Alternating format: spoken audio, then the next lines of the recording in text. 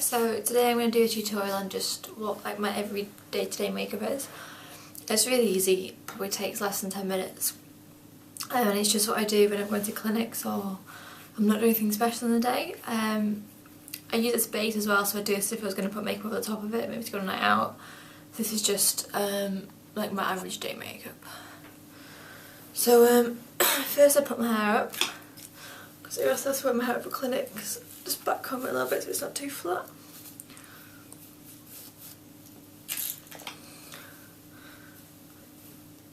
I just put it up into a high pony.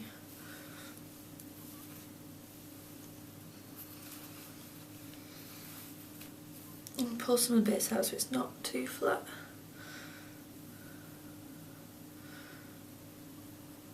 And then I usually wrap a little bit of hair around the bottle so this looks a bit neater.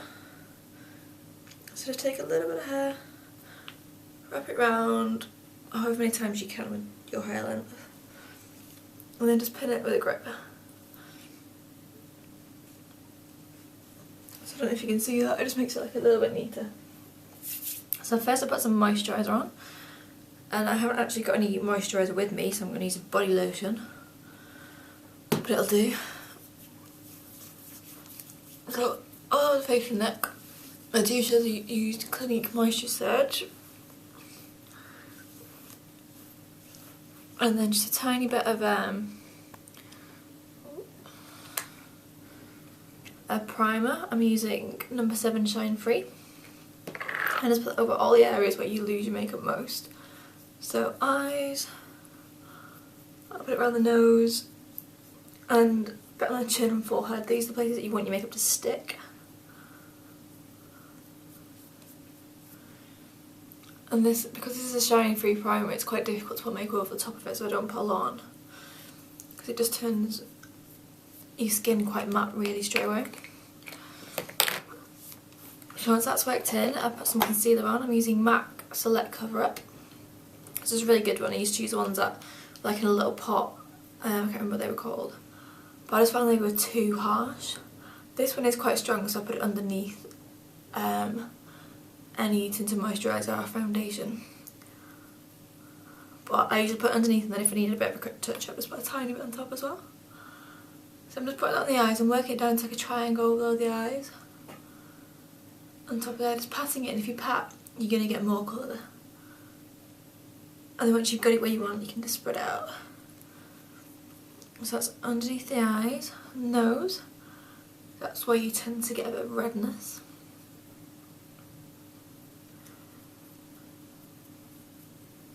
And then I usually, if you need, just put a little bit on the chin.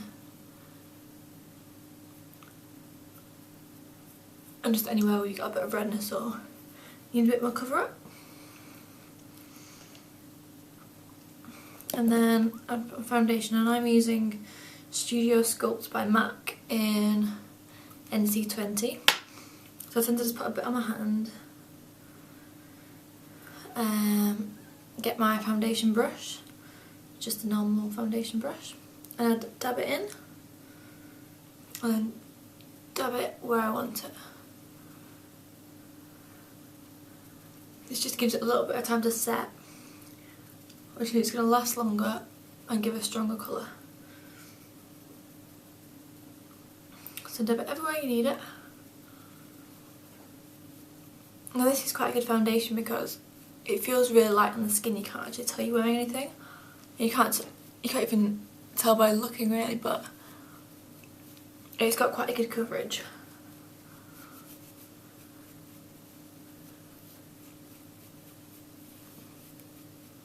I think it might be a bit too light for night time, but you can always just put a bit more on. So I just blend that in from the inside out, making sure there's no lines or anything like that. And I put a bit over the lips just to, my lips are quite red, and I don't like that. And then just work it out on my skin to make sure there's no lines or anything like that. And then I like my skin quite dewy, but I'm going to put a bit of powder on anyway because I think it makes it last longer. So I'm using the Clinique one. It's the one where you just turn it and the powder comes out. Just with a normal brush. Just tap most of it off, you don't need it.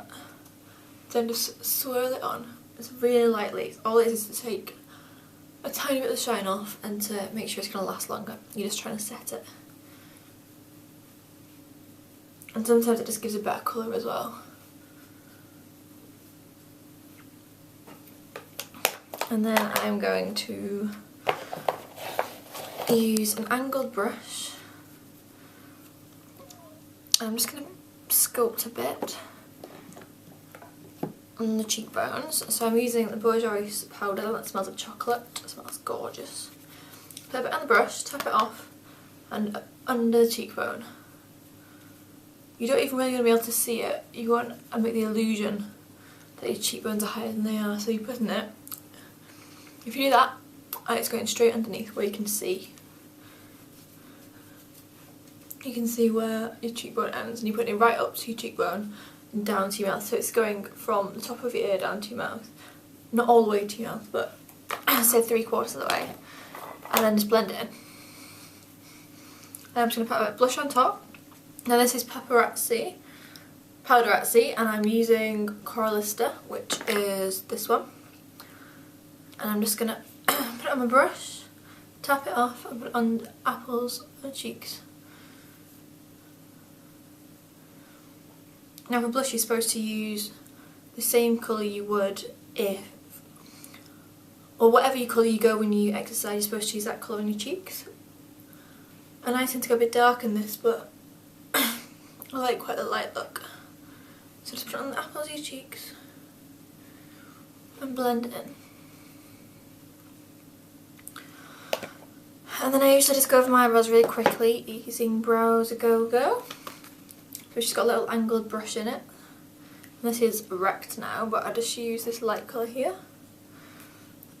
So just quickly shape the brows, go over them. I've got gaps in mine, so I just do it to fill them in, not really to shape. But once your eyebrows are done, that pretty much frames the rest of your face. So not neat with the eyebrows. If I was going a night out, I would. And then the darker colour I'm just going to put on, and I'm going to trace my lash line as close to the lash line I can get with that colour. I don't want you to be able to tell that I've actually got any makeup on there. It fills in the gaps of all your eyelashes and makes them look a bit darker. So I don't know if you can tell on the camera, but it just gives the effect that you're wearing a lot more makeup than you are. A lot more mascara, because it fills in lashes for you. And because it's brown that I'm using, it's not too harsh. And to the naked eye you can't really tell you're wearing any makeup. Then I'd leave whatever's on the brush from what I've just used and put it under the eye. Just a tiny bit. Just on the lash line, just to make your lower lashes stand out a little bit.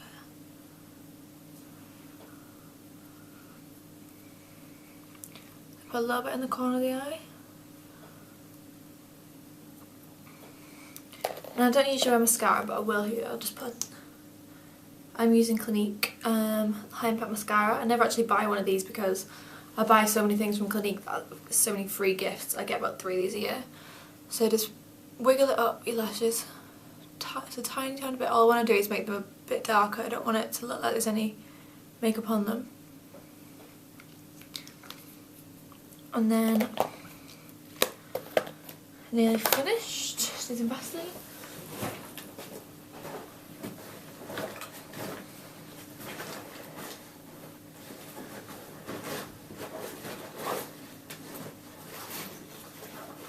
You can see how unorganised I am. This is Vaseline, the creme brulee version. It smells nice, but doesn't really do anything different. Put a bit on the lips, only a tiny, tiny bit. Then tap a little bit onto your cheeks, just to get a bit of highlight. And then a little bit on the eye, just gives a really dewy, fresh face look. And then I usually use this Posy tint from Benefit. Shake it up, put a little bit on your finger and then onto your lips, and it stays on for hours. It just gives a little bit of colour because my lips are quite red and I don't like that. I prefer them to be a bit pink.